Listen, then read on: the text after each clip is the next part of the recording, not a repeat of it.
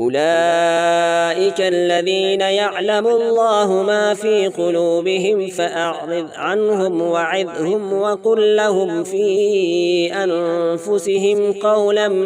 بليغا وما أرسلنا من رسول إلا ليطاع بإذن الله ولو أنهم إذ ظلموا أنفسهم جاءوك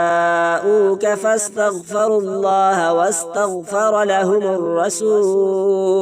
واستغفر لهم الرسول لوجدوا الله توابا رحيما فلا وربك لا يؤمنون حتى يحكموك فيما شجر بينهم ثم لا يجدوا في أنفسهم حرجا مما قضيت ويسلموا تسليما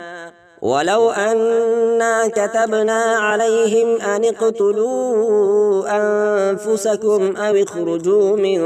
دياركم ما فعلوه إلا قليل منهم ولو أنهم فعلوا ما يوعظون به لكان خيرا لهم وأشد تثبيتا وإذا لآتيناهم من لدنا أجرا عظيما ولهديناهم صراطا مستقيما.